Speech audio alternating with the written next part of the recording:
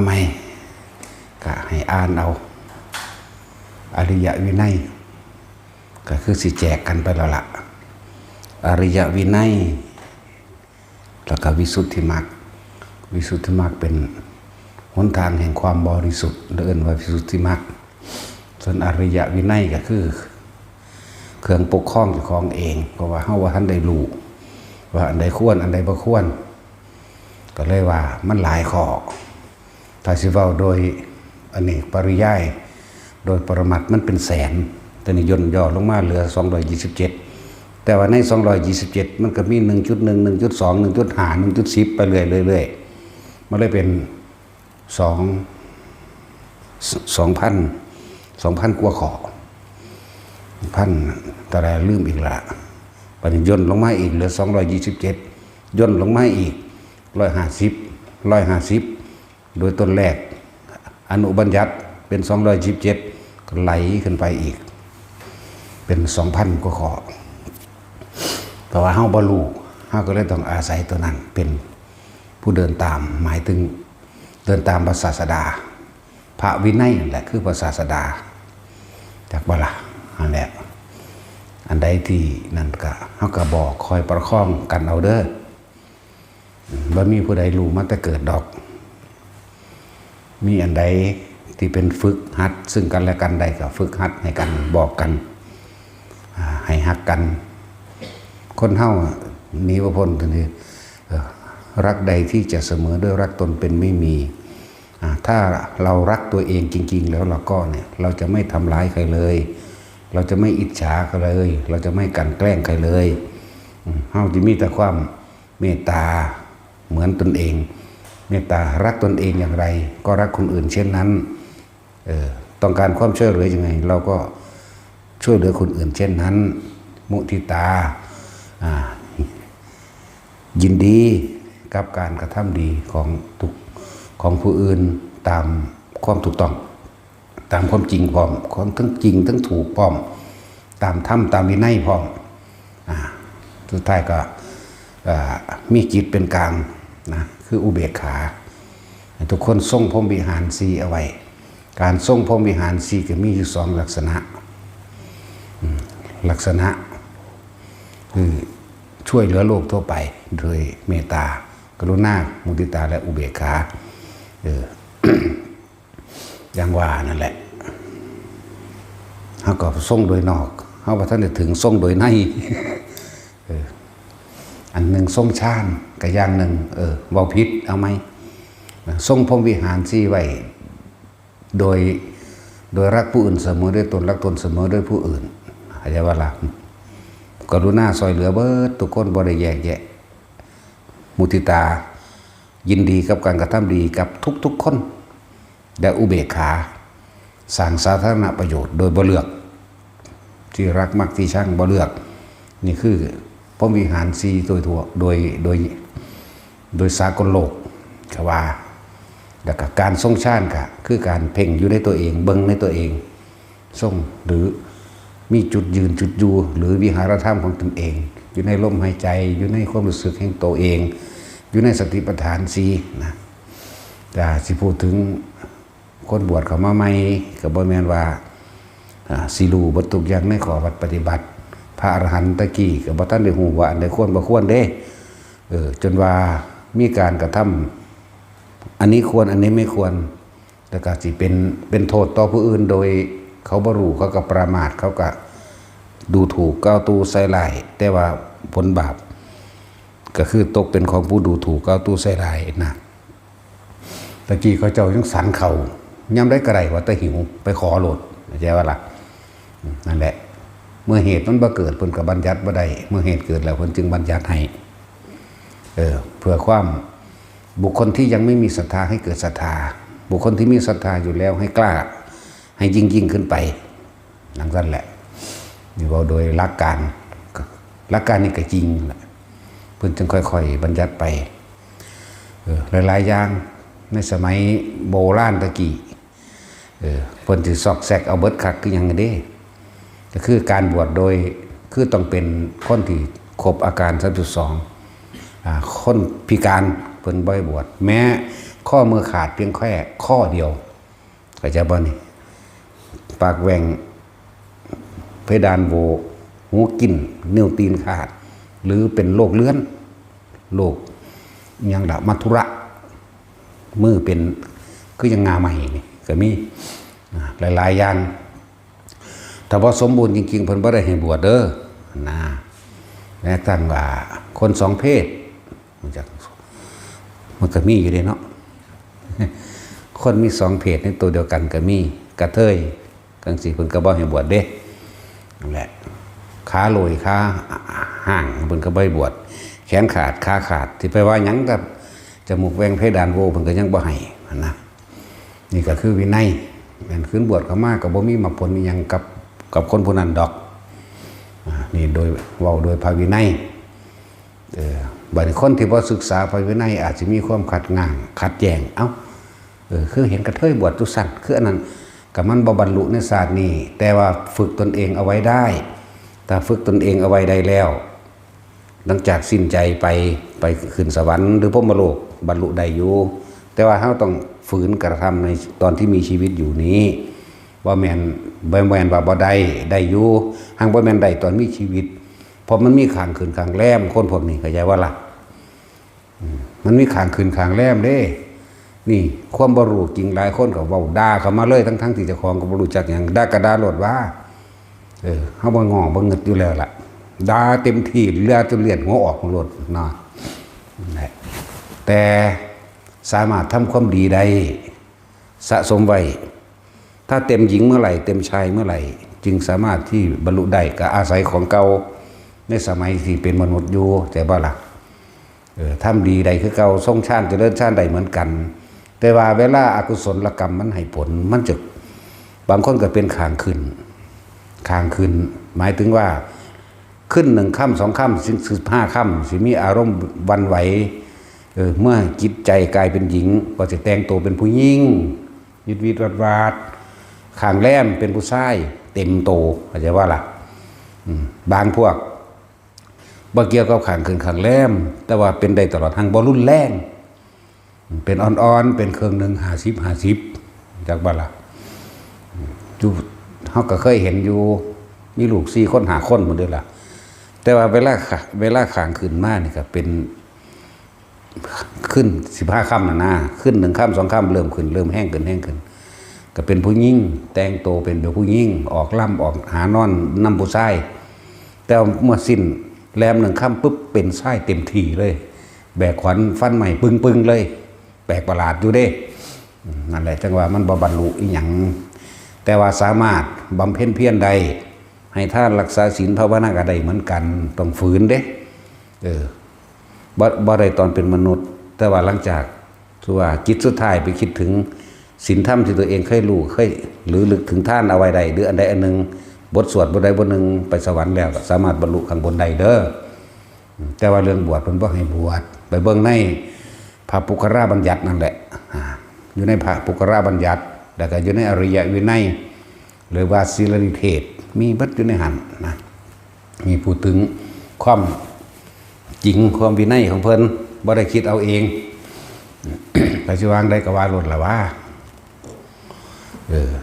คนพิการทั้งสี่เพิ่นก็บ่ให้บวช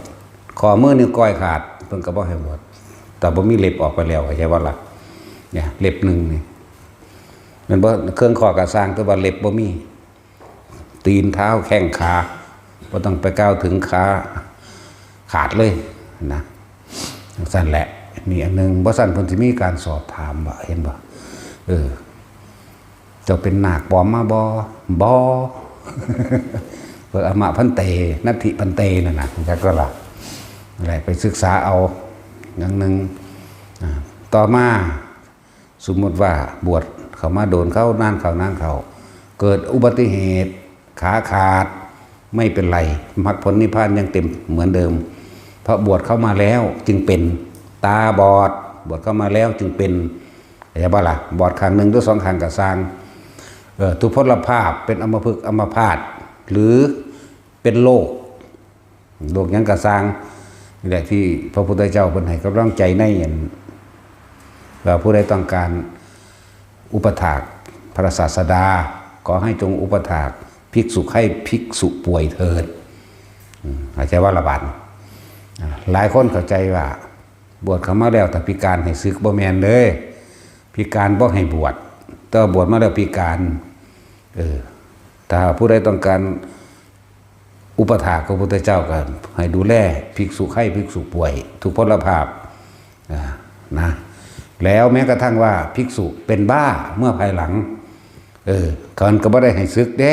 จากว่าล่ะหมู่คณะสงฆ์ในกันล่ะต้องคอยดูแลประคองเอาเพราะจิตเจตนาแรกของเขาเจ้านี่ศรัทธาเต็มที่บวชหวังมรรคผลนิพพานเข้าใจว่าล่ะบ่แม่นว่าป่วยแล้วให้ไล่เขาเจ้าซึกพิการไล่เขาเจ้าซึกบ่แม่นบ่ถูกจากบ่ล่ะจะไปฝืนพระวินัยเพิ่นตัวเองเป็นบาปนั่นแหละพ่อแม่บางคนก็บ่เข้าใจเด้ลูกบวชเข้ามาโดยศรัทธาหวังมรรคผลนิพพานแต่ว่ามาบังคับลูกศึกเข้าใจกันบ่คนที่เป็นบาปคือพ่อแม่บ่แม่นว่าสิได้บุญตลอดเด้อสิบอกให้นั่นแหละไผก็สร้างที่ไปบังคับศึกจังซี่นั่นเพิ่นบ่ได้แม่นลูกพวกเจ้าหรอกเด้บาดนี่จักบ่ล่ะจังว่าอีหยังล่ะ บวชเข้ามาโดยทำวินัยแล้วเรียกว่าอริยยะชาติยาชาโตข้าพเจ้าได้เกิดใหม่แล้วซึ่งพระธรรมวินัยของพระอริยเจ้าอริยยะชาติยาชาโตนี่โดยบวชใหม่ได้เกิดใหม่แล้วตัดขาดออกจากครอบครัวตัดขาดออกจากทรัพย์สมบัติออกลูกเมียยังก็ว่าไปตัดขาดออกแล้วผู้ใดจะไปบังคับศึกนั่นคือเต็มที่พวกเจ้าสิถือบังคับผลกรรมนั้นสิถือบังคับเฮ็ดอีหยังก็ไปตกอยู่ใต้อำนาจของผู้อื่นเบิดสิไปว่าหยังกับพวกจับพระศึกจับพระเมาเหล้าหยังก็แล้วแต่พอดีนั่นแหละกับมีนายตำรวจเพิ่นมาถามไอ้จักมันเป็นเหตุให้เฮาได้เว้าให้เฮาได้ตอบสมมติว่าภิกษุเมาเหล้านะอาละวาดในบ้านอันนั้นเป็นโลกวัชชะคือมันเลยพระวินัยไปแล้วโลกสามารถบุคคลส่วนมากบุคคลทั้งหลายนั้นติเตือนจับกุมผูกมัดหรือกักขังเอาไว้ได้แต่ว่าจะไปจับศึกเลยไม่ได้จะต้องล่อพระผู้ใหญ่ในสถานที่ที่เขาเจ้าดูแลปกครองอยู่นั่นเด้อพวกตำรวจฟังไว้พวกตำรวจฟังไว้บางที่พระเมาเหล้าจังซั่นสิไปจับบังคับเขาเจ้าศึกเลยบ่ได้แต่ว่าเฮาสามารถกักขังเอาไว้ได้เพราะว่ามันคดีทั้งโลกอาละวาดมันบอกอาละวาดทุบทำลายหรือโวยวายด่าทอหรือก่อกวนให้เกิดเสียการจราจรและหลายๆอย่างในเหตุให้เกิดความชุลมุนวุ่นวายในหมู่ชุมชนนั้นสามารถเอาไปขังไว้ฝากขังไว้ได้แล้วให้พวกเจ้าไปติดต่อพระเถระผู้ใหญ่ในเขตนั้นตำบลนั้นอำเภอนั้นเขตนั้นละหรือว่าเขตนั้นถ้าจะไปจับศึกเอาเองเลยบ่ได้เด้อต้องล่อให้ทางคณะสงฆ์ผู้ใหญ่ตัดสินซะก่อนจึงจะกระทำได้นี่อันนั้นนี่ก็เรื่องนึงบางคนไปจับศึกเอาเองเข้าใจว่าล่ะศึกน้ำพระพุทธรูปบ้างบังคับเขาเจ้าใส่เสื้อผ้าเลยใส่เสื้อผ้าเลยบ่ถูกต้องนี่เมาเหล้าโวยวายอาละวาดหรือขับรถไปชนบ่ชนกับภัยกระสังบ่มีคู่กรณีก็ตามไปชนที่เป็นสมบัติทางราชการสมบัติต่างๆทั้งสี่โดยทางโลกสามารถติเตือนได้โลกวัชชะแปลว่าติเตือนได้บอกได้เพราะว่านั้นเป็นคดีโลกไปแล้วเฮาพวกตำรวจสามารถคือจับเอาไว้ก่อนได้แต่ว่าจะพึงตัดสินหยังจับโดยคดีโลกอย่าบอกว่าทำลายของราชการเสียหายอย่าว่านี่จับไว้ก่อนแล้วให้ติดต่ออุปชาหรือผู้ปกครองสงฆ์บางที่ก็บ่แม่นว่าอุปชานี่ สิอยู่นี่ใครว่าสมมติว่าไปซ่อนอยู่อำนาจแต่ว่าคนพ้นขับรถมาจากหนองคายบ่แม่นว่าสิไปเอาอยู่หนองคายมันไกลเอาอยู่ในอำนาจก็ได้เทียบเอาเด้อไปซ่อนอยู่อุบลบัดนี้ถ้ารออุปชาและฝ่ายปกครองของเขตปกครองนั้นๆบางที่ก็ว่ามาจากหนองคายแต่ไปซ่อนอยู่อุบลจังซี่ถ้ารอให้อุปชาอยู่หนองคายรอพระปกครองอยู่หนองคายมานี่ก็บ่เลิกบ่ได้เอาพระปกครองที่อยู่ในเขตนั้นๆที่ไปทำเสียหายนั่นแหละสามารถที่จะตัดสินได้ว่าให้สิเฮ็ดแบบใดอันนั้นก็ขึ้นอยู่กับคณะสงฆ์ส่วนตำรวจผู้จับไปนั่นน่ะกักขังเอาไว้ได้โดยคดีโลกไว้ได้อยู่แต่ว่าสิไปตัดสินว่าให้ซึกหรือให้ยังกะจะพึ่งรอคณะสงฆ์ซะก่อนนั่นพวกขับรถแม้กระทั่งว่าขับรถชนคนตายขับรถกับที่มีคู่กรณีขับรถส้นกันจากเวลาก็ต้องจับไปก่อนนี่โลกวัชชะได้เข้าใจบ่นี่นั่นแหละโลกวัชชะได้เรียกว่าโลกเนี่ยสามารถตักเตือนตำหนิอย่างรุนแรงได้แต่ว่าจะตัดสินให้ไปศึกเลยบ่ทันได้ส่วนคนตายหรือส่วนคนบ่ตายบาดเจ็บก็ตามให้จับเอาไว้ก่อนนะขังคุกไว้ก่อนก็ได้แล้วรอฝ่ายปกครองทั้งสงฆ์มาตัดสินให้ปกครองทั้งสงฆ์ตัดสินวางใดก็เอาตามนั้นจังเป็นคดีของโลกต่อไปเข้าใจว่าล่ะที่ไปจับซื้อเองเลยบ่ได้พระเมายาบ้าขายยาบ้าขาอาวุธเล่นการพนันเล่นไพ่เล่นไฮโลหมู่ตำรวจสามารถจับไปขังเอาไว้ได้แล้วล่อคณะสงฆ์เถระเป็นผู้มาตัดสินให้ถ้าเถระว่าจังไดก็เอาตามเถระเพิ่นว่าศึกษาก็ฟังไปศึกเข้าใจว่าล่ะขายยาบ้าเมายาบ้าขาอาวุธเล่นการพนันไฮโลไพ่ไปจังสิแม้กระทั่งซื้อหวยพูดแล้วลองเบิ่งแหม่กิ่งเด้อันนี้แม้กระทั่งซื้อหวยเด้อสามารถจับไปขังไว้ก่อนได้แล้วรอหมู่พระเถระคณะปกครองสงฆ์ในนั้นมาตัดสินให้เจอไว้เด้อพวกตำรวจมันมีอยู่แล้วมันเจออยู่แล้วเบาตรงไหนกับตรงนึงล่ะเตือนสิฟังกูบ่แล้วเนาะเอาไปฟังซ้ำเอาแต่ว่าสิไปเฮ็ดโดยต้องรอคณะสงฆ์เป็นผู้ตัดสินก่อนเฮาจังเฮ็ดดำเนินสมมติว่า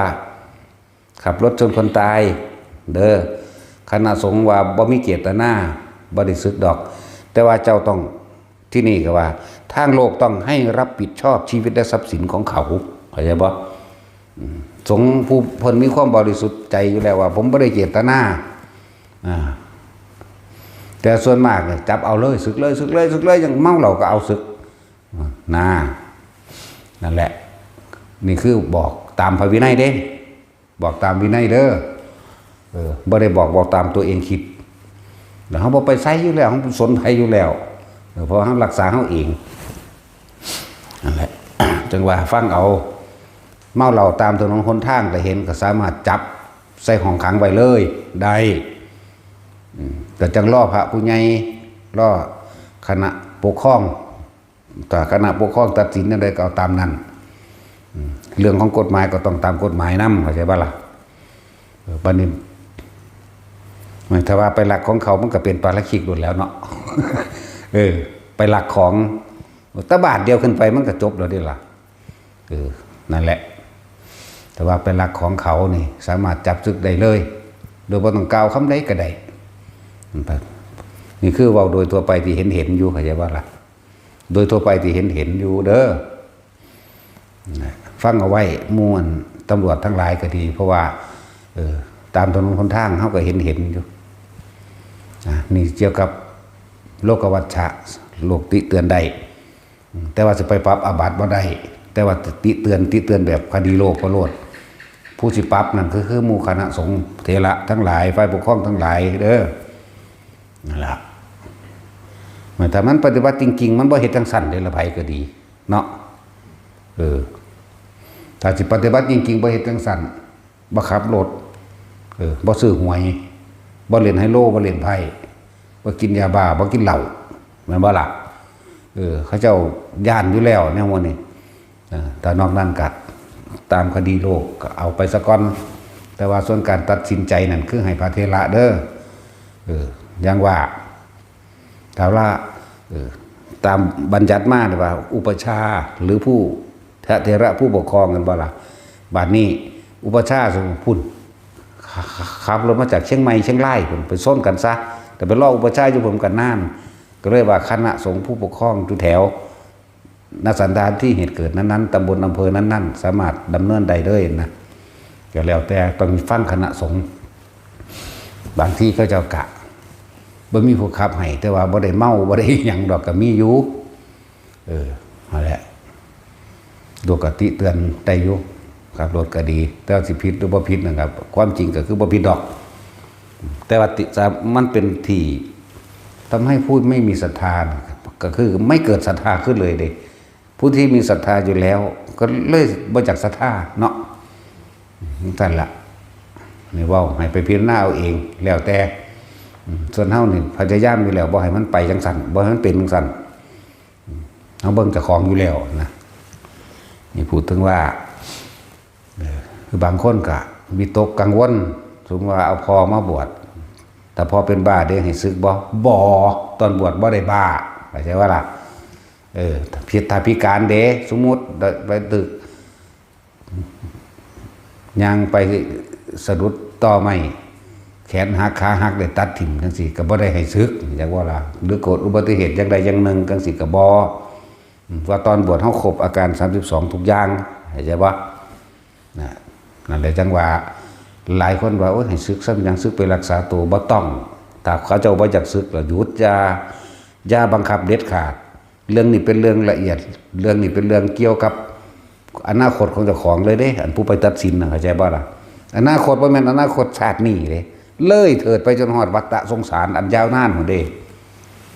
จังซั่นพวกไปบังคับผัวซึกเข้าใจบ่ล่ะพวกนี้จิบหายเบิดแล้วพวกมันลองเบิ่งหน้าผีตายสากบังคับผัวสึกผัวว่าจักสึกจังซี่ลองเบิ่งหน้ามึงสิเป็นหนักกว่าเขาอีก ย่อมอ้างเหตุผลต่างๆมาดึงกันนั่นบ่จะเฮ็ดเด็ดขาดแนวนั้นมองสิพ้นทุกข์มีมองเดียวนึงเด้นิพพานถ้าการทำการสิ่งใดที่ขวางทางแห่งพระนิพพานแล้วนั้นยากหนักหนาจริงพระบ่มีความผิดพระผู้ทรงฌานศีลธรรมทรงฌานหรือยิ่งโสดาสกิทาอรหันต์ขึ้นไปเป็นไล่เพิ่นไปเผากุฏิไปกาวตู้ใส่ลายหรือหาเรื่องเฮ็ดให้เกิดทรงแตกแยกบ่ต้องห่วงจากว่าล่ะนักแน่มึงสิเชื่อบ่เชื่อกระสร้างมึงต้องเป็นไปแบบนั้นหมาเกิดมาจากไสก็คนก็คักล่ะนั่นตะกี้เห็นบ่ล่ะไก่เกิดมาจากไสปวกเกิดมาจากไสใส่เดือนมาจากไสกุ้งหอยปูปลาสารพัดสัตว์นับประมาณบ่ได้แต่ละชนิดนี่จากไสคนนั่นแหละแต่ว่าก่อนที่มาเป็นสิ่งที่มันเบาลงมาแน่นั่นคารุกรรมอันหนักจากว่าอันหนักนรกอาจจะเป็นอสงไขยก็ได้อยู่ในนรกเท่านั้นกับเท่านี้กับหมื่นกับแสนกับมันบลักหูยเป็นธรรมดาเด้นรกแสนกับจังสิแม่แล้วเป็นเปรตอยู่เท่านี้กับ1,000 กับจังสิแม่มันไม่ได้หน่อยเด้เบียนว่าแต่เกิดในสัตว์เดรัจฉานอีก500 กับจังสิแม่แต่เกิดเป็นคนตาบอดหรือหูหนวกอย่างละ500เกิดคนเป็นคนพิการอย่างละ500เกิดเป็นคนขี่ถูดกุดถังเป็นโรคอย่างต่างๆสารพัดอันที่สังคมรังเกียจคนบ่ต้องอย่างละ500จังสิแม่มันบ่ธรรมดาเด้พวกหาเห็ดจังสิจักว่าล่ะพวกไล่พระหรือสาบแซงไปหากินขี่พุ่นพวกสมองหมาไปหากินขี่ไปหากินสมองหมาพุ่นนั่นนี่ที่ไล่เขาจะไปเห็ดกินเอาเองจังสินั่นแหละสู้สิหากินบ่ได้ฝืดเครื่องยังไงเผากุฏิทุบแอ่งน้ำเอาหนามขวางทางแล้วก็หาเรื่องให้คนมาสมคบคิดกับตัวเองแล้วก็ไล่พ วกนี้บ่ต้องห่วงนะไม่ต้องห่วงก็แล้วกัน ที่เฮาเห็นคนง่อยคนบ่าหรืออีหยังก็ตามถนนหนทางที่บ่มีทางสู่แล้วเฮาเห็นเขาตีเขาขากันอยู่นั่นยังน้อยไปเด้นั่นจากวันแต่เฮาเห็นแล้วเฮาก็เกิดความเมตตาสงสารนี่เป็นจิตของเฮาเองแต่นั่นเป็นเรื่องกรรมที่มันเกิดในวันตะของเขาเองเข้าใจว่าล่ะเขาเฮ็ดเองไว้แล้วบ่ฮู้ว่าเฮ็ดไว้อสงไขยใดต้องบอกไกลไว้ก่อนยันทุเรวาซะก่อนแต่ว่าไกลนี่กับสันติเกวานี่อาจสิ500ชาติที่แล้วนี่ไกลเด้นี่สันติเกวายันทุเรวานี่เป็นเรื่องไกลเพราะว่าเรื่องของกรรมนี่เป็นอจินไตยเป็นเรื่องที่เฮาสิฟันธงเลยทีเดียวกำหนดกฎเกณฑ์ลงบ่ได้เพิ่นจึงว่าเป็นอจินไตยเรื่องของกรรมการให้ผลของกรรมทั้งหลายนี่หรือเขาเห็นเขาตีเขาขากันโอ้ยเอาเด็กน้อยไปถิ่มฟาดหรือทำความทรมานสาดเอาจุ่มลงน้ำห้อนจนตายอย่างสินี่เป็นเรื่องของกรรมในวัฏฏะ นั่นแหละหลายอย่างอยู่คือพระนางมาริกานี่เป็นมาริกาของพันธุระเสนาบดีเด้พระเจ้าปัสเสียนข่าเพราะเพิ่นกับลูกเพิ่นทั้งเบิดตายเบิดแหละ32คนทั้งบริวารอีกบักเบิดเลยแต่เมื่อสำนึกได้แล้วเขาไปขอโทษพระนางมาริกาบอกว่าโทษนี้ไม่มีแก่ท่านเพราะโทษนั้นเป็นโทษแห่งวัฏฏะสงสารที่ข้าพเจ้าตลอดทั้งสามีได้ร่วมกระทำมาแม้ชาตินี้ก็สามารถที่จะให้เหตุผลใดว่าตอนที่พันธุระเสนาบดีว่ามาริกานี่พระนางมาริกานี่ว่าอาจสามารถมีลูกให้ได้ก็เลยว่าให้เจ้ากลับขึ้นไปอยู่ในตระกูลเก่าเจ้าซะไหลขึ้นเมื่อไปอยู่น้ำพอน้ำแม่แต่ว่าด้วยเพิ่นก็มีศรัทธาในพระพุทธเจ้าอยู่แล้วก็เลยเข้าไปกราบลาพระพุทธเจ้ามากราบลาพระพุทธเจ้าว่ามาริกาเธอบ่ต้องกลับไปดอกจงอยู่ที่นั่นแหละอยู่ต่อมาอีกบ่นานก็แผ่ทองเห็นบ่ล่ะแผ่ทองแต่ว่าความแผ่ทองของเพิ่นแปลกประหลาดกว่าหมู่อยากไปอาบน้ำอยู่เมืองอันหยังละ ฤทธิ์ชวีบ่หรือหยังละผู้ละฤทธิ์ชวีหยังผู้ละซึ่งน้ำนั้นเป็นน้ำที่กษัตริย์หวงห้ามมีตาคายมีหยังห้อมล้อมไว้อย่างดีเป็นเฉพาะของกษัตริย์และเฉพาะต้องเป็นงานเฉพาะพิธีเท่านั้นถึงไปแต่ว่านางนี่แผ่ทองอยากอาบน้ำในสระนั้นนะ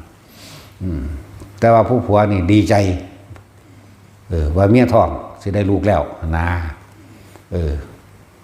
แต่ความแผ่ทองเขาไปอยากอาบน้ำอยู่เมืองฤชวีหมดละแม่นบ่รู้ชื่อบ่ได้อาจจะแม่นอยู่ละ แม่นั่นแหละก็เลยว่าถ้าเธอปรารถนาสิ่งใดเราทำให้เธอได้พาเมียขึ้นหลังมาเลยจากเวลาเอาธนูไปพร้อมดาบไปพร้อมไปฮอดกับถ้าเสียงมาดังแบบนี้แลนแบบนี้มีความเร็วดังวือมาแบบนี้หมู่เพิ่นที่เคยไปเรียนนำกันแต่ว่านั่นก็เป็นกษัตริย์อีกคือกันนั่นแหละแต่ถูกกันแกล้งตาบอดก็เลยให้เป็นคู่สอนการต่อสู้คนตาบอดสอนการต่อสู้หูก็ดีอยู่อีกผู้หนึ่งคือพระเจ้าปัสเสนที่โกศลพันธุระเสนาบดีแล้วก็นี่ก็ลืมซื้ออีกแล้วละมี3คนนี่เซียวกันเขาเจ้าเข้าใจกันดีถือกันแกล้งตอนประลองเพื่อสิให้เลือกคนขึ้นครองราชของเมืองพันธุระนี่ก็ถือกันแกล้งเขาเอาเหล็กไปสอดใส่ในกระบอกไม้ไผ่500ลำฟันทีเดียวขาดโดยบ่มีเสียงก็ได้แต่ว่านี่มีขาดเหมือนกันแต่ว่าดังกลิกเลยบ่พอใจว่าในพระญาติของเราไม่มีใครรักเราสักคนจนน้อยใจตรงที่ว่าในพระญาติของเราไม่มีใครรักเราสักคนถ้ามีคนรักเราเพียงแค่คนเดียวเตือนเรามั่งว่ามีเหล็กสอดเข้าไปอยู่ในนั้นนะเราจะฟันให้ไม่มีเสียงก็ยังได้นะที่จริงฟันบ่อยมีเสียงแต่ว่าฟันโดยไม้เขาจะว่าไม้ดังปิ๊กนั่นแหละแต่ว่ามันถือเหล็กมันเลยดังปิ๊กถ้าเป็นฟันโดยเหล็กกับชนที่ฟันอีกแบบหนึ่งนะมู่กันอีกผู้หนึ่งบอกว่าถ้าเสียงลักษณะนี้ดังเสียงดุดดังว่าฟ้าคำรามมาพวกเธอทั้งหลายจงหลีกทางอย่าคัดกวางเด็ดขาดเพราะนั่นคือพันธุระเสนาบดี พวกเขาสิมีแต่ตายกับตายเท่านั้นก็เลยห้ามมันเจ้าเพิ่นไปกับแมนอิลีไปฟันจวกยากจะตายหมดแล้วพวกกันเฝ้าน้ำมันเพิ่นก็แหวกซึ่งตาคายออกเพิ่นก็ให้เมียเพิ่นอาบอยู่เล่นสุขสบายซะก่อนมาริกาเธอพอใจหรือยังนะจนกว่าสิพอใจหมดเลยพอใจแล้วเจ้าข้ากะจงกลับมากลับมากับบ่แม่นธรรมดาเอารถมาเข้าพร้อมเด้ เอารถมาเขาที่แรกขี่มาไปตัวหนึ่งพอได้เอามาอีกตัวหนึ่งมาเทียมรถมาอีกนั่นแหละแล้วก็เดินไปส่วนพวกกษัตริย์ทั้งใด500นั่นขนาดหมู่เพิ่นเนี่ยที่ว่าตาบอดเตือนแล้วว่าพวกเธอจะตามไปเพราะการตามไปพวกเธอเท่ากับตามไปตายเท่านั้นภาษาคนผู้เดียวเป็นยังเขาสิขาไปได้นั่นมันประมาทไปถ้าอย่างนั้นพวกเธอทั้งหลายถ้าเห็นรอยรถม้าที่มันมีหลุมที่มันมีรอยลึกเข้าพวกเธอทั้งหลายจึงหยุดรีบกับมาเสียเพิ่นก็บ่ฟังความดอกนั่นแหละกษัตริย์ตั้ง500ว่าเก่งๆนั่นน่ะนำตามไปเพิ่นก็ขี่รถม้า500คันนี่ล่ะนำเพิ่นนำพันธุระนี่กับเมียส่วนพันธุระควบมาอยู่ทั้งนั้นก็เลยบอกมาริกาถ้าเธอเห็นพวกเขาทั้งหลายนั้นน่ะเลี้ยงกันใน500คนเป็นคนเดียวเธอจงบอกแก่เรานะไปถึงระยะหนึ่งทางมาริกากับสกิดล่ะบอกว่าท่านพี่ตอนนี้คนหลายๆ500เป็นผู้เดียวเดี๋ยวนิวสันเธอจงมาจับบังเหียนเอาไว้จับบังเหียนมาโกงธนูขึ้นที่โกงธนูขึ้นรถมาล่อรถมามันเอียดลงไปเด้มันขนาดนั้นเด้พอเล่งไปเท่านั้นแล้วพวกนั้นตายพวกหูเมื่อได้นั่นเสียงดุดดังว่าฟ้าแลบฟ้าร้องมาดิเปี้ยงไปฟุดสอดวัตถุคนตรงหัวใจเดียวกันพร้อมแหละแล้วเพิ่นกระย้อนเพิ่นกระถาเด้พอแต่ยิ่งปัตตนูเสียงดังดุดดังว่าฟ้าผ่าล่ะแล้วก็ล่อเบิ่งพวกนั้นบ่ได้หูเมื่อได้ว่าเจ้าของได้ตายยังมาเว้าว่านั่นเฮาล้อมไว้แล้วให้ยอมจำนวนซะให้มอบหัวมาซั่นเราไม่พูดกับคนตายมันว่าพวกนั้นเราไม่เชื่อซั่นให้คนสุดท้ายแกะเสือเกาะเบิ่งคนที่500นั่นแกะออกมันจึงปึงอยู่ที่หัวใจเพราะแต่เห็นว่าแต่ของคืนที่จังลมตายลงนั่นแหละ เพิ่นก็นึกถึงเรื่องไก่นำหมายถึงว่าพระเจ้าประเสนถือเขาปั้นหูเป็น100 เทื่อพันเทื่อก็เลยเสือก็เลยขาหมูก็คือพันธุระเสนาบดีกับพระนางมณิกาเนี่ยแหละได้ลูกแฝดถึง32 คนหมดเด้แซ่ว่าล่ะลูกแฝดลูกไส้แฝดออกที่ละ2จังซี่นะบ่ได้ออกทีเดียว32 ดอกมันบ่มีหม่องอยู่ดอกปานนั้นในตำราคำว่าออกที่ละ32ซั่นโอ้ยมันบ่อยู่ได้ปานนั้นให้เขาออกที่ละ2ที่ละ3เอานี่ล่ะเว้ยหลายโพดเนาะ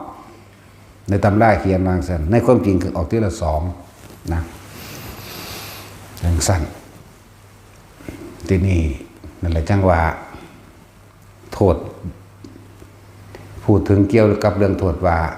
ที่เฮาเห็นคนพิการถูกรังแกทำลายซอยเหลือตัวเองบ่ได้ที่เฮาเห็นเด็กน้อยหรือคนแก่เฒ่าชราต่างๆถูกรังแกทำลายเฮาเห็นแล้วเฮาก็เกิดความสลดสังเวชใจเมตตาสงสารนี่เป็นเรื่องของเฮาที่เฮาเห็นทุกข์เห็นโทษของวัฏฏะเห็นทุกข์เห็นโทษของการเกิดน้อมเข้ามาใส่เจ้าของบ่แม่นเห็นแล้วศูนย์สิไปฆ่าบักนั้นเด้เข้าใจว่าล่ะเฮาต้องน้อมเข้าว่าโอ้ยเหลือตนนี่เนาะสารพัดภายในการเกิดคือสิ่งนี้เนาะเข้าใจว่าล่ะนั่นแหละส่วนที่เฮาเห็นเขาฆ่ากันรังแกทำลายซึ่งกันและกันนั่นเป็นโทษที่เขาก่อกรรมทำเข็นกันมาแต่วัฏฏะสงสารเหมือนกับนางมริกาอภัยให้พระเจ้าประเสนที่โกศลนั่นแหละแม้นกับพระพุทธเจ้าเพิ่นก็ไปล่าก่อนเด้ มือผัวเพิ่นถือขาตายตลอดทั้งลูกเข้าใจว่าล่ะเพิ่นก็กำลังถวายอาหารต่างๆพระสารีบุตรพระโมคคัลลาตลอดทั้งภิกษุที่มาหลับในเฮือนเพิ่นเองนั่นแหละนั่งถาดทนใส่ผู้นึงเฮ็ดภาชนะตกแตกปั้วบัดนึงแต่ก่อนนั้นมีสารหลับมาเหน็บใส่มันอ่านเบิ่งแล้ว แต่สามีของท่านตลอดทั้งบุตรได้ถูกฆ่าตายแล้วเพิ่นก็พับเก็บใส่กระเป๋าเสือไว้เน็บใส่พกสินไว้เพราะท่านมีกระเป๋าเน็บใส่พกไว้แล้วเพิ่นก็ถวายอาหารต่างๆเสร็จเป็นคือบ่มีเรื่องหยังเกิดขึ้นนี่พอตะไปหอดภาษาลิบุตรนางทาสเฮ็ดถ้วยตะกี้ถ้วยกระเบื้องมันตกแตกมันตกแตก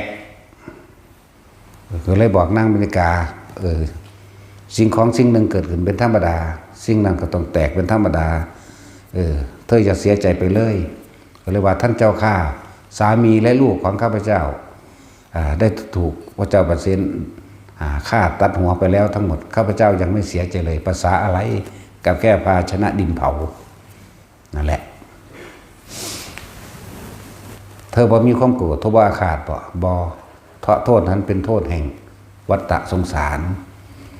ข้าพเจ้าตลอดทั้งลูกชายทั้งเบิดนี่ก็บ่รู้ละว่าได้ทำลายขาผู้ใดมาแล้วแม้ในอดีตศาสตร์ก่อนแม้ชาตินี้บุตรชายของข้าพเจ้าในตอนเทนะถึงของข้าพเจ้าเองนะแผ่ทองได้ไปอาบน้ำอยู่ในสระนั้นสระที่เมืองนั้นริชวีอย่างนั้นนะห่วงหามท่านพี่ก็หมายถึงพระเจ้าพันธุระเป็นกษัตริย์เด้พันธุระก็ดีก็ได้สังหารคนอยู่นั้นเป็นจำนวนมากนั่นก็เป็นกรรมอันหนึ่งเพราะว่าข้าพเจ้าเนี่ยยินดีน้อมรับแต่ว่าในขณะที่ถูกไล่ล่าเขาก็ได้สังหารกษัตริย์ทั้งหลายเหล่านั้นถึง500นับภาษาอะไรกับชีวิตแต่สามีของข้าพเจ้าตลอดทั้งลูกแค่32คนเองนั่นแหละตอนไปล่าพระพุทธเจ้าคือกันพระพุทธเจ้าก็ให้อุบาทเด้นั่นแหละเธอจงมองเห็นโทษในวัฏสงสารเพิ่นก็เว้าคือกันหม่อมฉันรู้ดีเจ้าข้าจากบ่ล่ะแต่ก็บ่รอกันหลายดอกคนปัญญาเว้ากันเนาะนี่พูดถึงให้พวกเฮาฟังเด้อหลายๆอย่างที่บ่ว่าจะเป็นฝ่ายการปกครองพวกตำรวจพวกผู้ใหญ่บ้านหรือพวกยังก็แล้วแต่สิพูดถึงเบาเรื่องนั้นพระเมาเหล้าที่จริงบ่แม่นพระเข้าใจบ่ล่ะภิกษุทั้งหลายเมาเหล้าเมายาบ้าขายยาบ้าค้าอาวุธเล่นการพนันซื้อหวยกับอื่นกับการพนันนะแต่สิไปจับไปฝากขังไว้ก็ฝากขังได้แต่ว่าจะพึงตัดสินอย่างอื่นให้รอหมู่คณะสงฆ์พระเถระผู้ปกครองในเขตนั้นๆตัดสินเสียก่อนพวกท่านทั้งหลายจึงสามารถทำตามกฎหมายได้แต่ว่าผลตัดสินได้ก็ให้ยอมรับตรงนั้นซะก่อนแต่ว่าส่วนเรื่องความเสียหายทางด้านกฎหมายกะจับปรับกันไปตามกฎหมายนั่นแหละสมมติว่าเมายาบ้าไปเผาบ้านเขาชักว่าละนั่นคือเสียสติแล้วตอนนั้นแต่ข้างคณะสงฆ์บอกว่าศึกซักกะแล้วจังไปเอาดำเนินคดีตามนั้นแต่ทางคณะสงฆ์คือมันฝืนมีสติมาดีแล้วผมบ่รู้ตัวเลยว่าผมเฮ็ดหยังแต่ผมก็ต้องรับผิดชอบจะให้ซึกก็ยอมรับสิบ่ให้ซึกก็ยอมรับแต่เพิ่นว่าบ่ต้องซึกแต่ว่าให้หาเงินมาไทยของเขาเจ้าก็ต้องยอมรับตามนั้นเข้าใจบ่ล่ะโอ้มันหลายอย่าง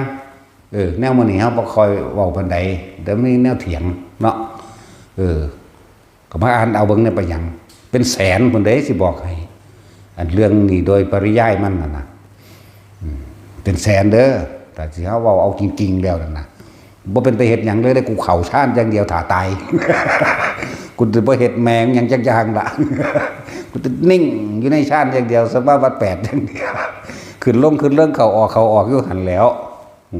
บ่เฮ็ดแมงหยังแล้วหลายปานนั้นเนาะแต่นี่ก็ลดหย่อนผ่อนผันมาให้หลายเด้กับหมู่พวกมาบวชนำนี่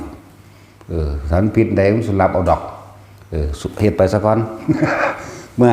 เข้าถึงตรงนั้นเองแล้วตัวของสิเข้าใจเองดอกก็สิปล่อยสิละสิว่างในตนเองได้ดอก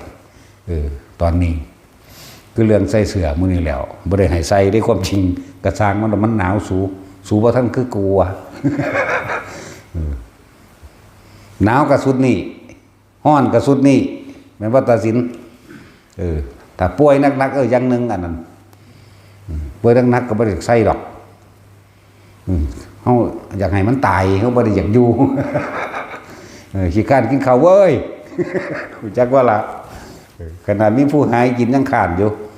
พวกหากินเองอ่ะนะมันบ่เบื่อบ่เนาะแม่นบ่บ่ได้ว่าแต่คนหาเด้ผีก็หาให้กินได้เด้เนาะแต่ว่าแต่สินอยากกินว่าเจ้าถือผีหลอกน้อยหลอกอีกแล้วมื้อนี้อย่างแม่งอดตอดปากมันเห็นบ่มันไปหาหลอกคนดีหลายผีหลอกน้อยมือจับขาบอกนาบอกบัดนี้ให้จับขาเด้อวะแล้วผีหลอกน้อยเรียนนาโมล่ะผีหลอกน้อยหาหลอกตาสินรู้จักตาสินญาณผีแต่พูดถึงว่าพวกรักษากฎหมายนะให้ฟังเอาแล้วบอกต่อกันเอาตัวผู้ใดฟังพอให้เนื้อยาไว้แล้วให้แนวคิดไว้แล้วว่าเฮ็ดแบบนี้บ่ล่ะอย่าว่าแต่เขาเจ้าบุกลุกป่าไม้หลายเนาะบ่ได้มีป่าไม้ตะกี้บ่ได้มีเจ้าของจักว่าล่ะนั่นแหละเขาเจ้าก็ทำตามระเบียบมันทุกอย่างแหละแต่เว้าเรื่องป่าไม้แล้วก็ดีพวกนี้พวกนักทำลายพวกนี้นักทำลายพุทธศาสนาอยู่แล้วเขาเฮ็ดตามกฎระเบียบเพิ่นนั่นแหละเพียงแต่ว่าพวกนั้นเอาคำว่ากฎหมายมาบังคับเอาอันนี้บ่ถูกต้องอันใดที่มันยั่วอันใดที่มันลดหย่อนผ่อนทางกฎหมายบ่ได้เฮาว่าฮู้จักวินัยคือเฮาเห็นป่าไม้จับมันหันจับมันนี่แหละกูอยากไปตีนทางปากมันคือหยังกูสูญโลดแต่เว้าเรื่องหมู่นี่มาเนาะพวกอันป่าไม้กรมป่าไม้อธิบดีกรมป่าไม้ตลอดทั้งลูกน้องมันทั้งเบิดถ้ามันหวงแหนและรักษาต้นไม้จริงๆมันบ่สัมปทานมันบ่ขายต้นไม้แม้ตักต้นเดียวหรอกแต่ดีมันไม่ใช่มันเลยเป็นช่องโหว่ให้พนักงานป่าไม้ธรรมดามาหาจับพระว่าค้าไม้มั่งว่าทำลายป่าไม้มั่งคนที่ทำลายป่าไม้จริงๆคือผู้รักษาป่าไม้โดยใช้ชื่อจริงๆมันเอาไว้ขายพวกสันดานหมานี่เนาะแต่ว่าเรื่องพวกนี้เขาทูนขึ้นมาโหลดขายเป็นร้อยๆซุ่งพันๆซุ่งล้านๆซุ่งเนาะ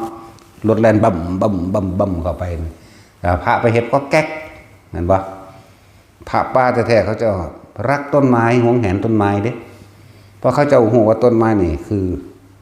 ลมหายใจของโลกได้หรอสักต้นไม้นี่สามารถฟอกสิ่งที่เป็นธรรมชาติไฟไหม้ป่ามันสามารถสร้างออกซิเจนขึ้นมาใหม่ได้เห็นปะแต่ว่าถ้าเป็นสิ่งที่เป็นโรงงานสารเคมีต่างๆนี่ต้นไม้ตายเลยเด้แม่นบ่ล่ะไฟไหม้ป่าหรือนี่มันก็ยังสามารถที่สิสร้างขึ้นมาใหม่ได้ฟอกได้เอาอยู่แต่ว่าถ้าเป็นสารเคมีเป็นควันของโรงงานเป็นน้ำเสียของโรงงานตายหอดต้นไม้ตายเบิดหอดแบคทีเรียอันนั้นกิมิชาติต่างๆที่ฝังอยู่ในมันนั้นตายเบิดนะบ่พุ่นแหวกฮอดอากาศสั้นบรรยากาศของโลกพุ่นทะลุปุโป่งเบิดหลังคาโลกกูเนาะอย่างเอ็กโซสเฟียร์อย่างโพโทสเฟียร์อย่างละนั่นแหละลีนั่นแล้วเนาะบัดนี้ซ้ำอันเขาเผาทานเขาจุดขยะหาจับเขาเตะปากมันนั่นใดก็เลยใต้บ้านหลายๆคนเด้อซอยกันในเด้อสร้างคนพวกนี้วะ ร่วมโตกันถ่ายรูปมันไว้เขาไปลุ่ม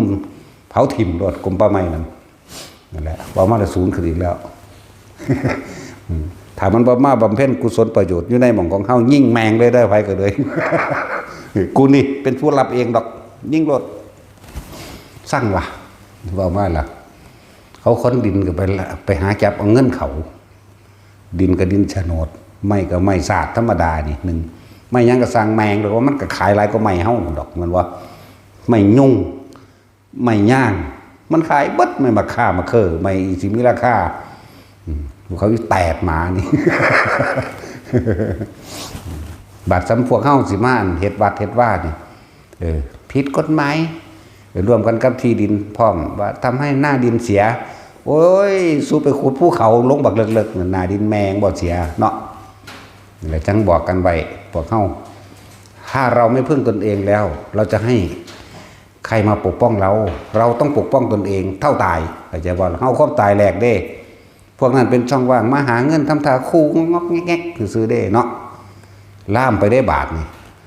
ตะกี้สุจับพระบัดนี้พระสิจับสูวัวนี่ ถ้าเข้ามาโดยบ่ได้มาสร้างกุศลประโยชน์จัดการเลยพระกระสร้างพระเฮานี่ถือไม้ตะพดผู้ลานตีแมงโลด ว่าต้องไปย่านเห็นมาหลายหม่องแล้วอันพวกรังแกพระนี่โดยเฉพาะป่าไม้เขาไปทุดงผู้ลังกาเนาะให้เขาจ้าง30 บาท20 บาทไหมโอ้ยหลวงพ่อว่างได้เป็นผู้สร้างไว้บางหัน หลวงปู่ว่างได้เป็นผู้สร้างไว้เจดีย์ต่างๆอย่างต่างๆแถวนั้นเนาะแล้วต่อจากนั้นมันก็สิฮุบเอาอันของยังอันหลวงปู่จวนไหมป่านนี้เอาไปมาสิได้จ้างขึ้นดีคือกันเรื่องกันเลยเนาะหลวงปู่จวนได้สร้างไว้นั่นเห็นป่ะล่ะแล้วไม่มันจริงใส่กันหลดหน้าภัยกันเลยว่ะเนาะดีนั่นแล้วเริ่มมีเข้าไปแล้วเด็กเขาบอกไปใส่ดอกข้างหูจักอยู่หันแหละ เริ่มจากไปเก็บบัตรคนละ10 บาท20 บาทคนละได้บาทดิเห็นยังก็แก๊กๆไปหาจับเขาเราได้บาทนี่เกิดมาตายไปแห้งหลักตายเพราะว่าสร้างความดีเนี่ยสมควรตายเฮาก็เลยเนาะดีนี่แล้วบริยานเด้นั่นแหละนี่บอกเรื่องพวกตำรวจเขาก็มีความลำบากใจควรที่ตัดสินใจแนวใดเกี่ยวกับพวกหมู่ภิกษุสงฆ์ทำผิดก็จะบ่ล่ะเมาเหล้ากินยาบ้าฆ่ายาบ้าฆ่าอาวุธลักษณะนี้ครับรถส้นบางหันบางนี้เนี่ยก็บอกเนื่องจากให้แล้วเข้าใจบ่ล่ะพากันเฮ็ดเอาบ้านนี้เฮาเอาพวกมาลังแกพระบัดนี้ เฮาก็ให้เนื่องจากแล้วร่วมโตกันตีแมงโลดเอาเท่าชีวิตแลกกันโลดตายคือเก่าล่ะเฮาก็ดีมันมีลูกมีเมียดอกเฮาบ่มีดอกนำแมงเลย มีแต่เขาเฮ็ดเฮาหลายมีแต่ผิดกฎหมายหลายห่วยกฎหมายก็ตายเป็นคือกันได้คนเนาะนั่นปะแล่นเห็นน้ำเขาสังเสาะเห็ดแมงยังวะศูนย์ดอก เอาตายแลกกันโหลดมันมีลูกมีเมียดอกเฮาบ่มีนั่นแหละไผเว้าเรื่องนี้มากนี่พวกนี้ผิดหลายป่าไม้ไล่พระอันนี้บ่อยู่มันบ่ได้รู้จักพระวินัยอีหยังดอกวัดเยอะแยะทำไมไม่ไปอยู่ร่วมกันจังซั่นจังซี่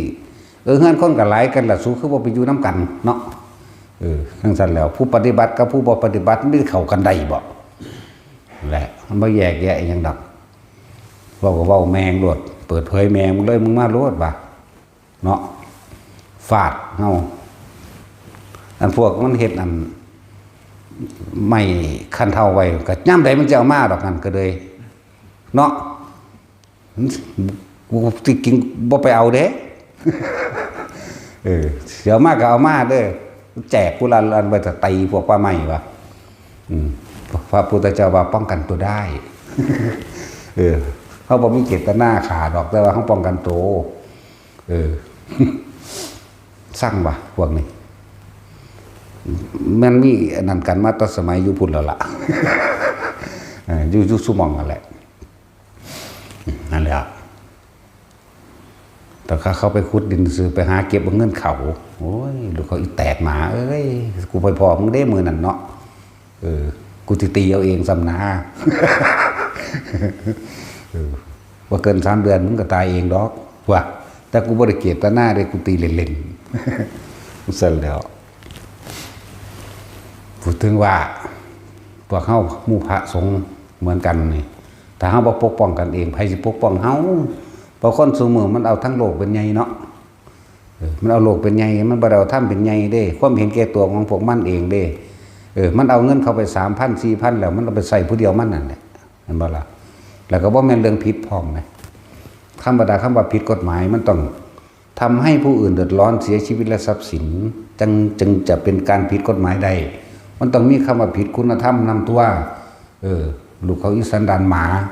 อันผู้มาจับมันก็ดีเนาะกูพ่อมึงกูสัตว์มึงแหน่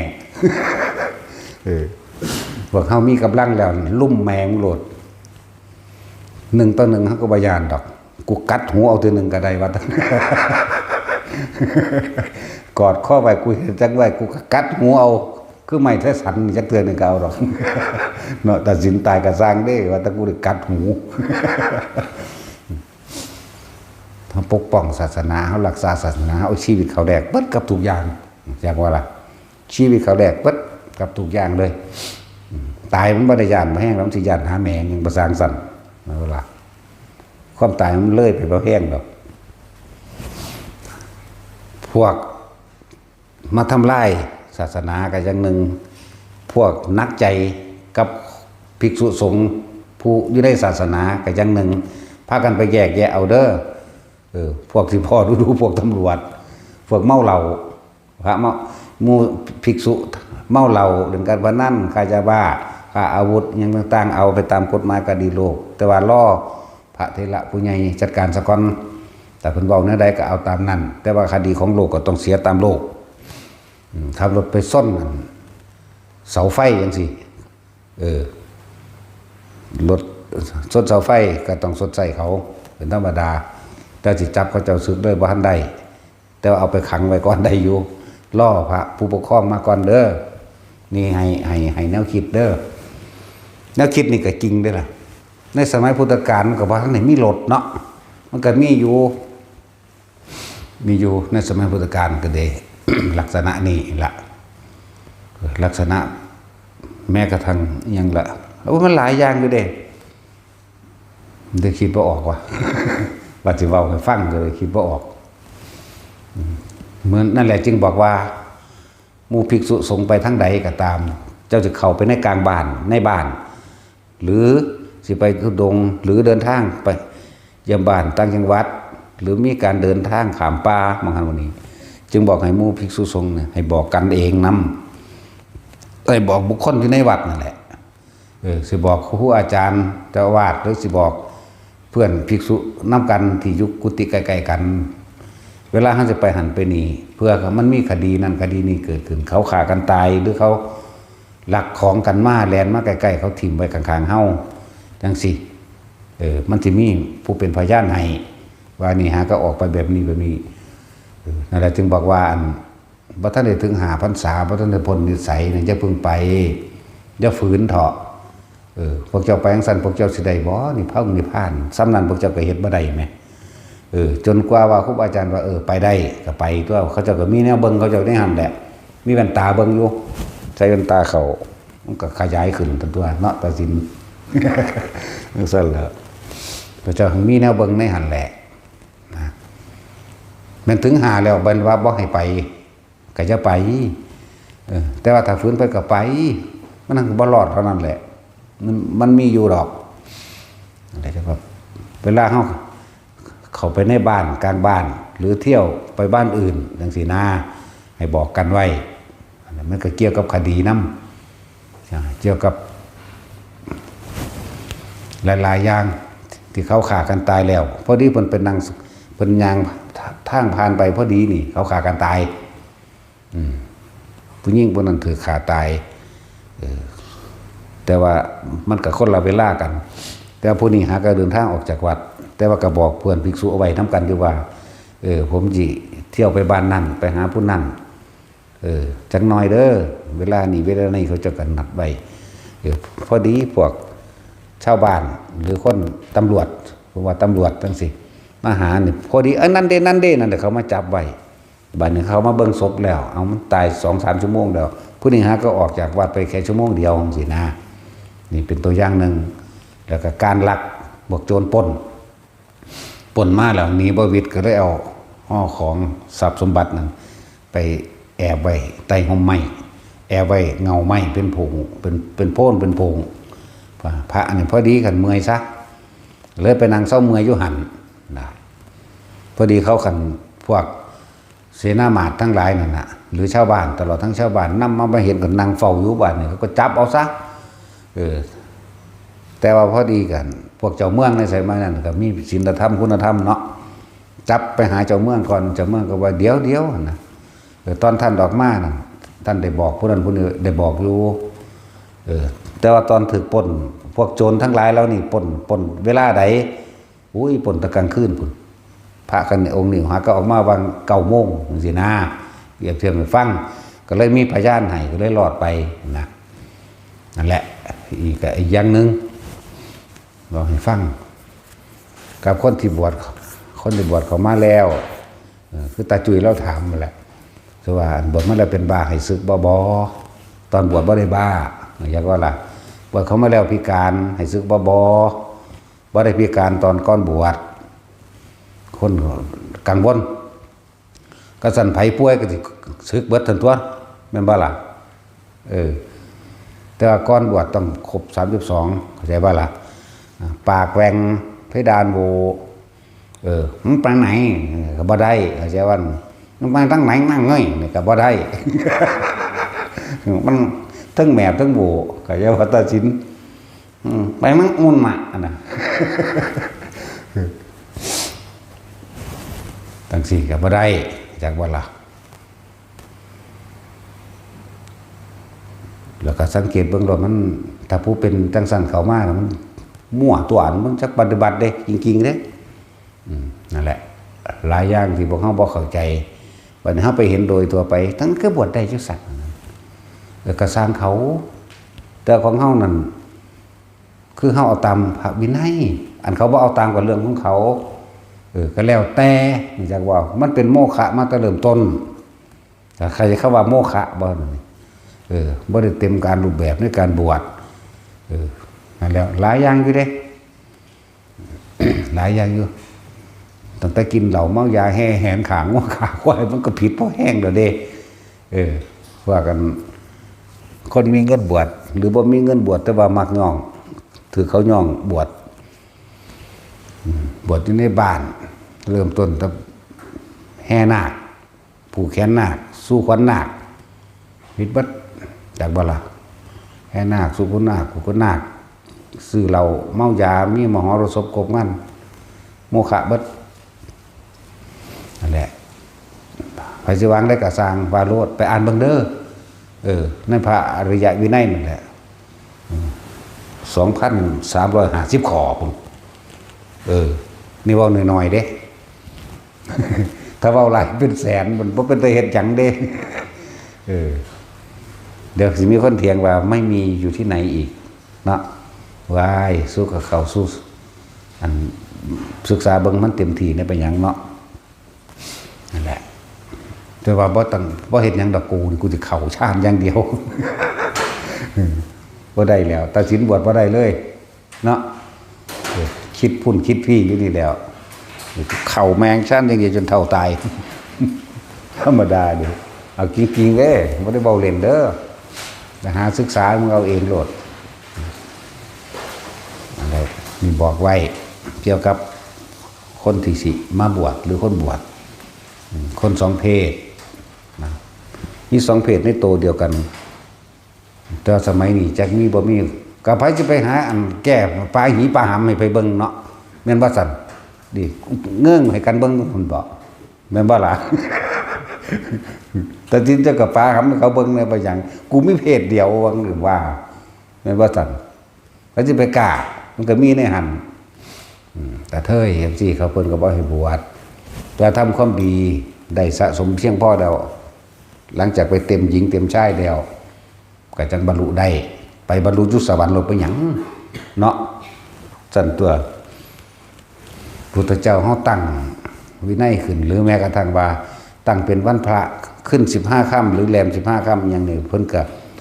พุ่นอาศัยกฎธรรมชาติเล่มลงทวงของโลกไปพร้อมเด้บ่แม่นธรรมดาเด้มันแรม15 ค่ำได้เป็นเดือนดับเดือนมืดนี่แม่นบ่ล่ะดวงอาทิตย์โลกดวงจันทร์บังกันในขณะนั้นดวงอาทิตย์มันใกล้เข้ามาในโลกแล้วมันก็เกิดความร้อนขึ้นเพิ่นก็เลยให้มีแรม8 ค่ำหรือแรม15 ค่ำแทนที่คนสิมีอารมณ์หลายอารมณ์ต่างๆให้เขาวัดฟังธรรมซะก่อนพอทุเราเบาบางลงส่วนคำว่าขึ้นบัดนี้น้ำทะเลมันก็หนุนขึ้นอากาศมันก็เย็นเนาะดวงอาทิตย์มันก็ตีโค้งห่างออกไปอารมณ์มันสุนที่วนิดาได้บาดนี่แม่นว่าล่ะถ้าไปได้อาบแสงแก่หรือจีบกันนะมันอีเกิงขึ้นนี่เนาะมันจึงมีอารมณ์เด้อารมณ์กามเนาะตัดสิน เพิ่นโอ้ยมันราคากล้าเกินไปเข้าวัดซะก่อนจักก็ล่ะจริงๆละเอียดก็นี่ดอกเว้าไปซื่อแหละ เพิ่นตั้งตามความแจ้งมุมแต่สิเว้าวิทยาศาสตร์หาก็เกิดหนึ่งบ่จักเว้าหามันสร้างสรรค์เนาะเพิ่นรู้จักกว่าอีก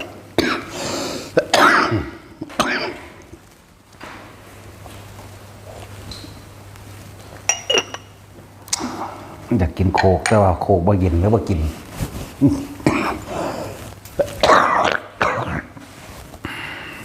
พวกตำรวจพวกรักษากฎหมายตลอดทั้งพวกผู้ใหญ่บ้านเพราะชะลอชะแลอิหยังก็แล้วแต่ฟังเอาแล้วก็เอาไปปฏิบัติตัวเองเวลาเห็นหมู่พระศกเขาเฮ็ดผิดบ่เป็นพระ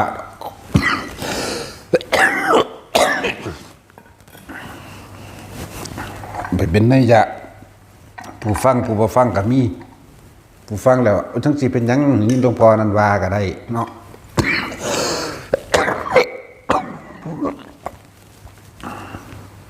มันเป็นโทษในวัฏฏะ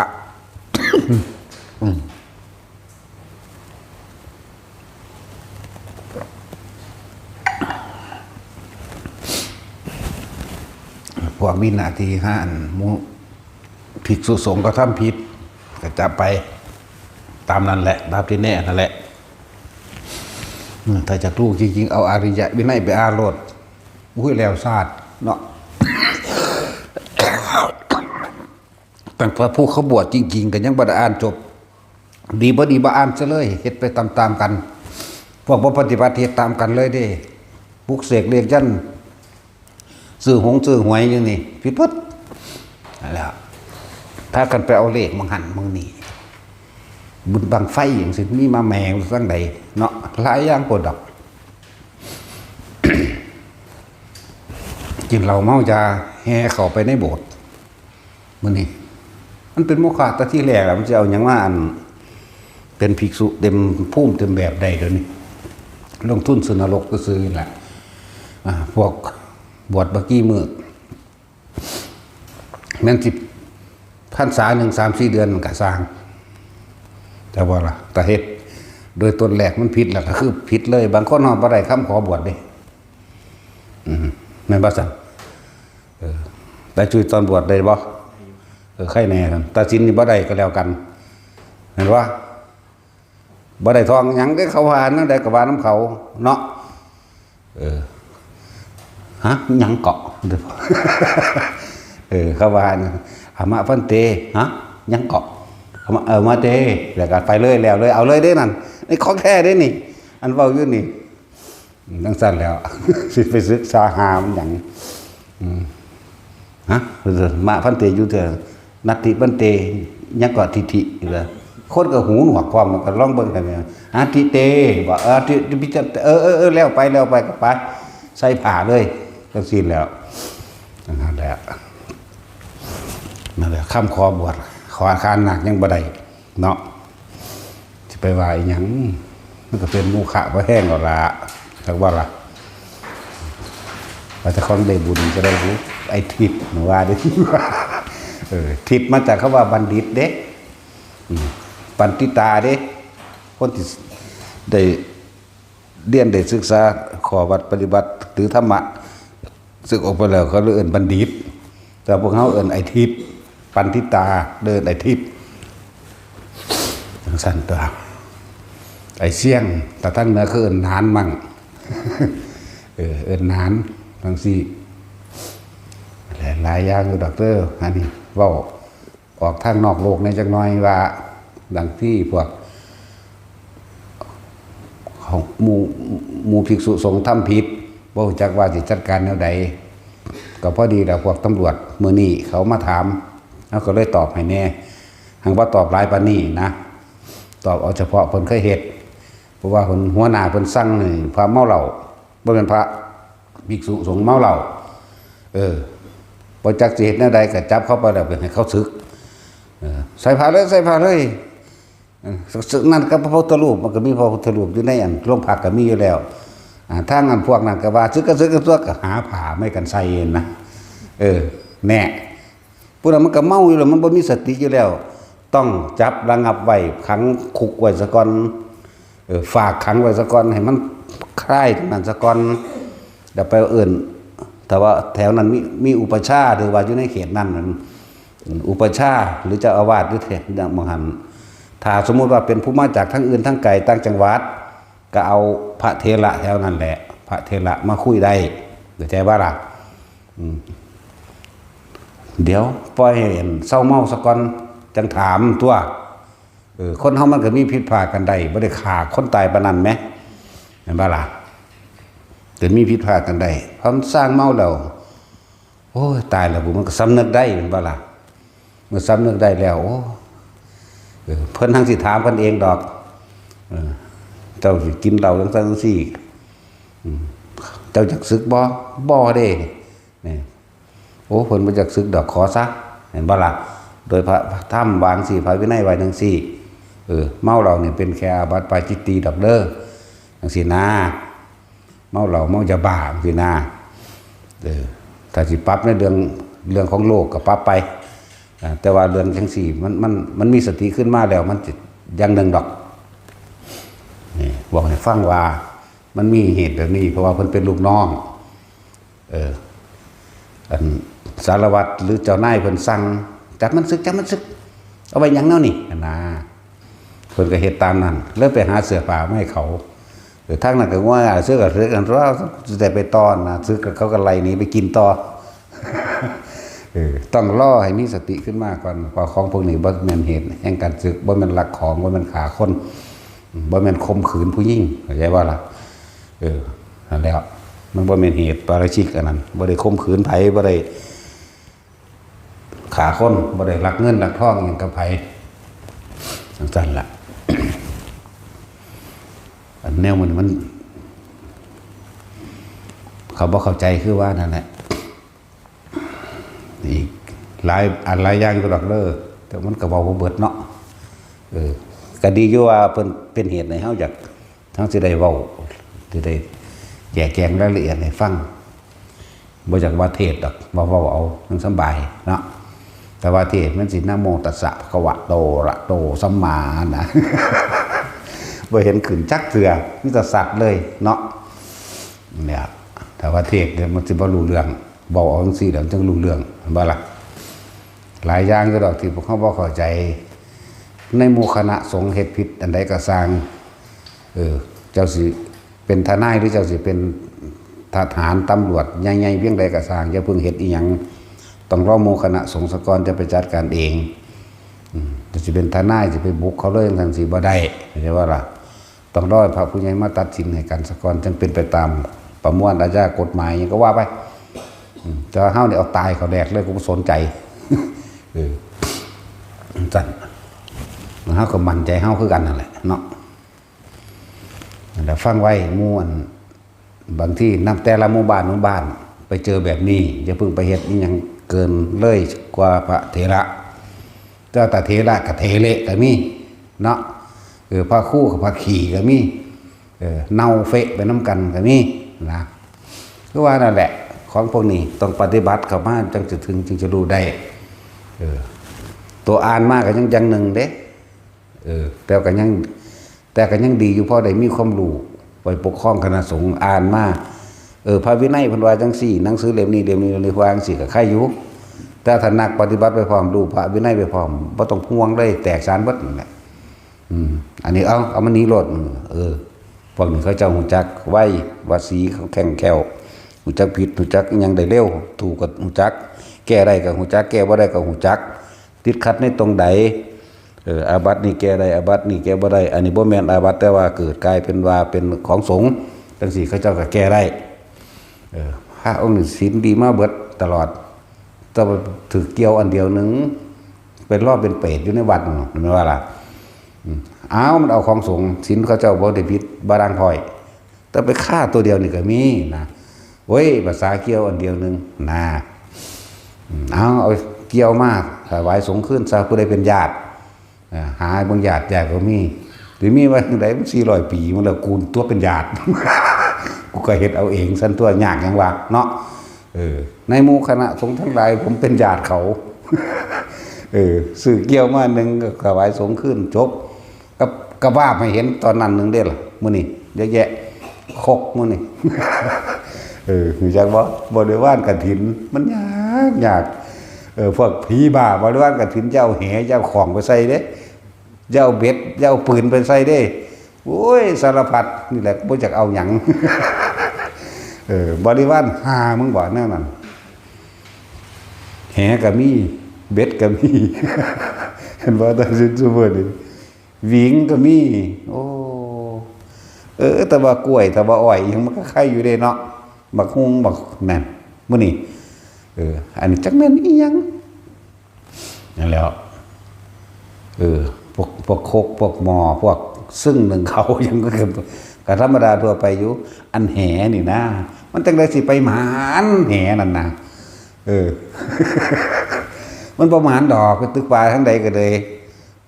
พวกม่องพวกด่างพวกเบ็ดนี่แหมโอ้ยสารพัดพวกปัญญาอ่อนเด้อเฮ้ยเนาะมันจะสิไปหากินได้จังไดมันมาวัด วัดนี่เพิ่นเฮ็ดละ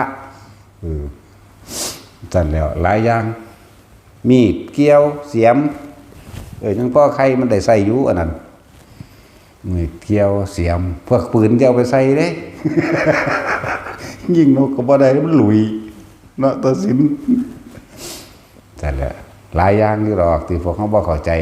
เฮ็ดกันไปตามประเพณีสารพัดเฮ็ดไปทั่วทีบทั่วแดนนั่นแหละ